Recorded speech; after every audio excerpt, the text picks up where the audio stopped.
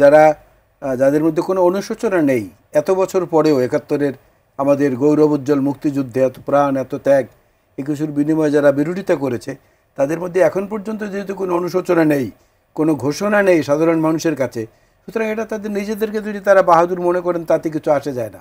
গণঅভ্যুত্থানের সাথে আসলে তাদের সম্পর্কটা আসলে কি, সেই সাথে মানবতা বিরোধী অপরাধে যারা অভিযুক্ত, যাদের বিচার হয়েছে, তাদের ছবি সেখানে পোট্রে করা হয়েছে এবং সেই সাথে যখন সেটি নামানো হলো রাতের মধ্যেই সেখানে তাদের বিচারের ব্যাপারে যারা প্রতিক্রিয়া দিয়েছিলেন, এমনকি সেখানে বেগম খালেদা জিয়ার একটি মন্তব্য আমরা দেখেছি যে এই বিচারটা আসলে কীরকম ছিল সেটি নিয়ে।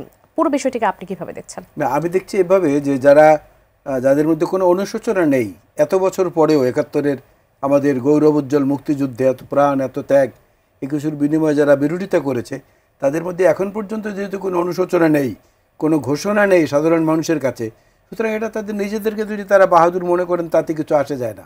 আপনাকে এ প্রসঙ্গে আমি বলি, তাজমহল তো সারা পৃথিবীতে আলোচিত একটি জায়গা, এবং এই তাজমহলের ইতিহাস সম্রাট শাহজাহান এই করেছেন ওই করেছেন ওই করেছেন, কিন্তু মমতাজের ইতিহাস তো কেউ পড়ে না।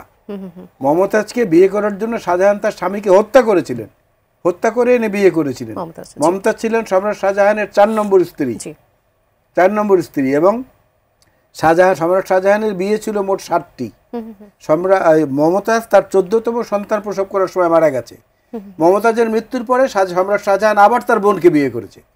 এই ইতিহাস তো প্রকাশ্যে আসে না। এই ইতিহাস প্রকাশ্যে আনতে হলে এখন তাদের বংশধরদেরকে ক্ষমা চাইতে হবে যে আমার সম্রাট শাহজাহান যত মহিমান্বিত মনে করছেন আপনারা তা না, ভেতরে ভেতরে এই ছিল।